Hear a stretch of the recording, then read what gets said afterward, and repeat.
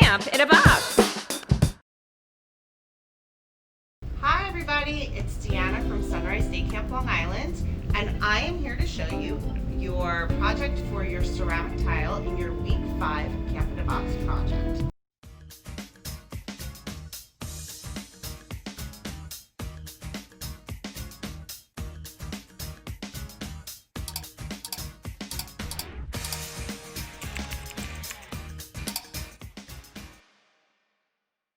This is for the week of summer fun, and for me, flowers are always fun.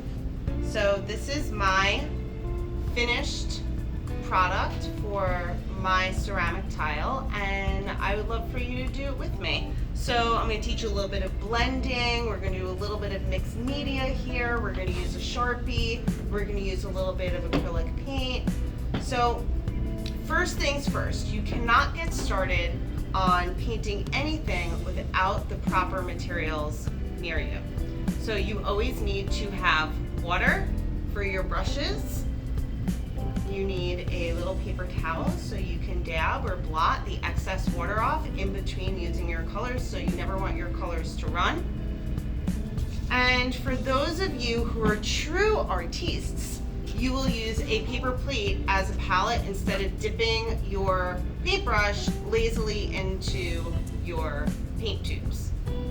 So the first thing that we do before we get started painting is we take a little bit of paint. Now this is a craft acrylic paint, so first and foremost you need to know that this will stain your clothes. Tempera paint does not stain, but acrylic paint can very well stain. So try not to get it on clothes or wear something super duper fancy while you're home painting your ceramic tile. And also, acrylic paint can go a very long way.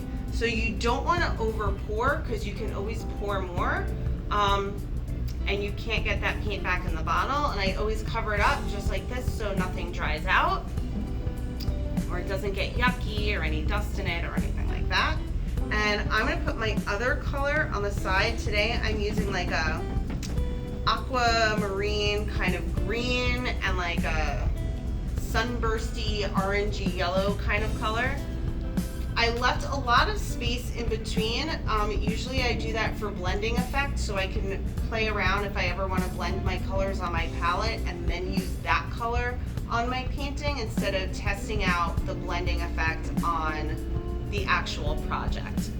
I used a Sharpie with mine.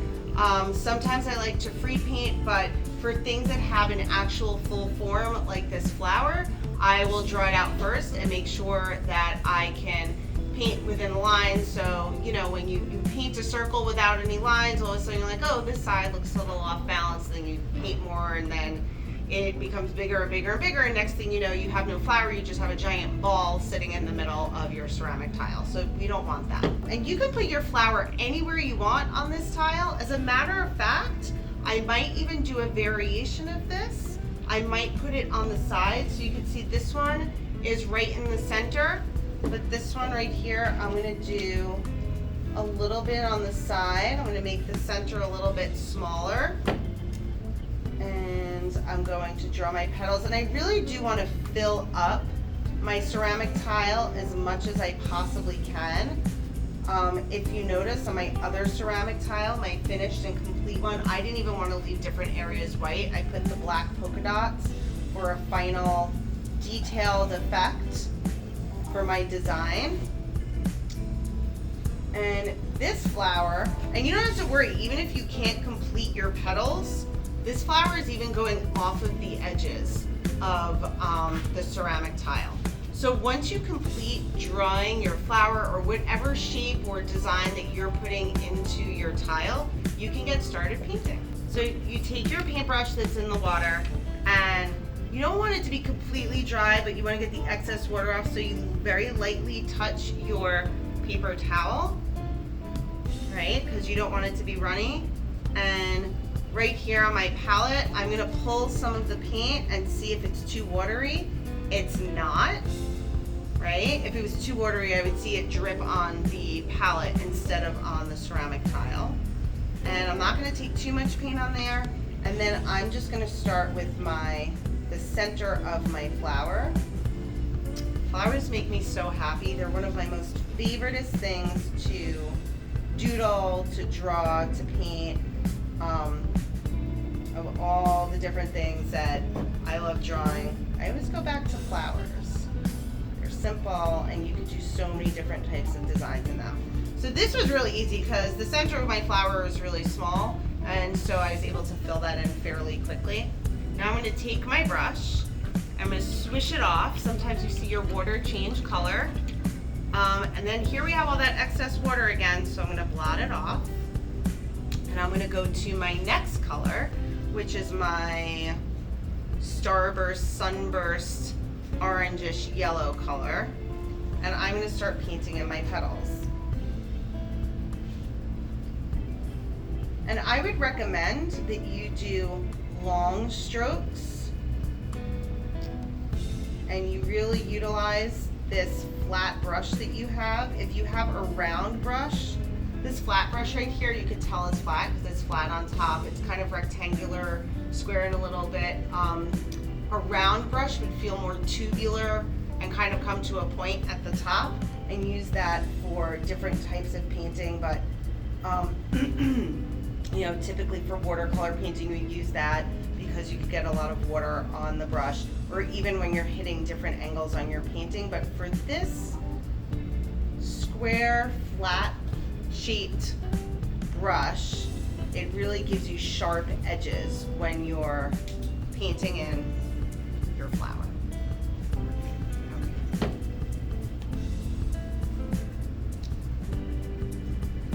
Really great about this ceramic tile that I am loving about this material is that it is porous and matte, and so it's absorbing all of this paint really fast. For those of you who have painted on a tile before, you know those really glossy ones, sometimes the paint just shimmies right off of it, or sometimes it takes a really long time to dry, or even sometimes because it's not absorbing the paint, the color doesn't seem to stay as bold or as strong. And what I'd really like to see is I would love to see what you guys end up with. Definitely sending your photos of your art project. If you don't want to do it for you, do it for me. And if you don't want to do it for me, do it for you, so you can see yourself in your montage at the end of the week or the beginning of the week, depending on when your camp shows it.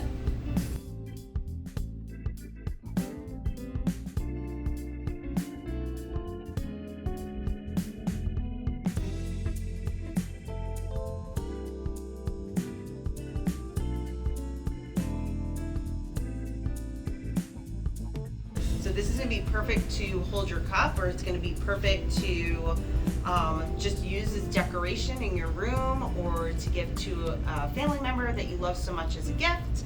So there's many functions for this beautiful tile that we're making today. Okay, so I have completed filling in my flower. This is flat, right? Which there's nothing wrong with that. You can keep it as two different colors. You don't have to do any variations on the colors, but if you would like to have some sort of effect like this, I'm going to show you really quickly how to do that.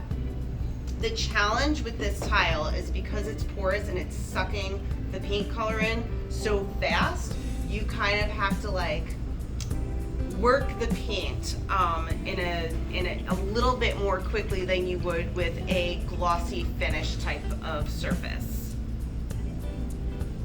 So what I'm going to do here is I'm actually going to add a little bit of the same color onto one of these petals, right? Just to make it a little bit wet again, just to give it another coat of paint. And I'm very quickly just going to touch my brush to that darker color that I used inside, and I'm going to almost like flick it from the middle of the flower out, so it has like a blended, faded, almost ombre type of effect. Okay, so we're going to do that again. Add a little bit more color. Oh, I love this flower. I love these colors. The color is reminding me of summer right now, which we're in, so perfect. It's a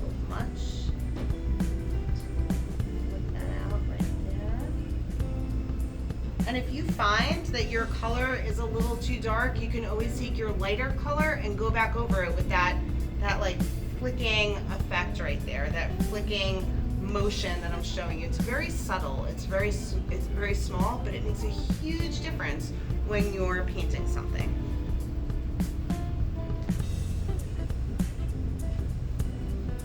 And if you notice, even me going back over this color with my orange, there's a little hint of that blue in there. I'm okay with that, right? Because if you look at any flower in the world, nothing is perfect, nothing's one solid color. It's kind of nice to get these colors in there. So don't get hung up on it if you see that. My favorite thing to say, there's no mistakes in art. You can always go back in and work your artwork until you get the effect or the look that you want.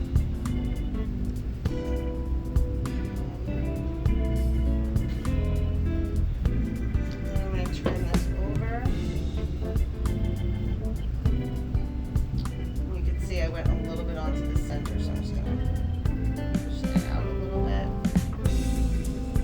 And we'll go back over that. See that? I made a little mistake. I went over the line that I had drawn. No biggie. I'm cool with it. It's all part of the process. Right? Here you go. So you see that. I'm going to give it a couple of seconds to dry before I fix the center of my flower.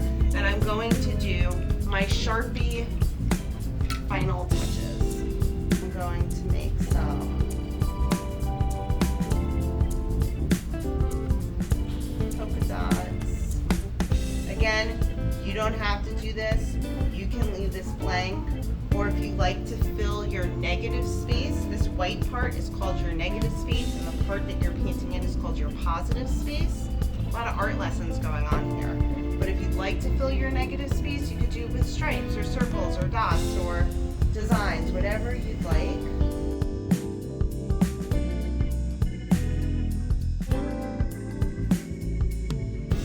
Now, always if you get paint on your hand, try to wipe it off because you never know if you're going to touch your art project and you don't want paint in an area that you wouldn't want it to show up. So now we've done our dots, right? Just about done. Truly the finishing touches right here, which is fixing the mistake that I made before. If you notice, I went a little bit over and I'm not very happy about that inside of my flower being painted on. So I'm going to take my brush very carefully because it's a very small space that I painted in.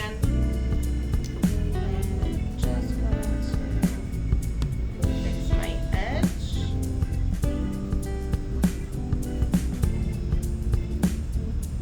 And there you have it. Painted tile. Week 5, summer fun, can't have up.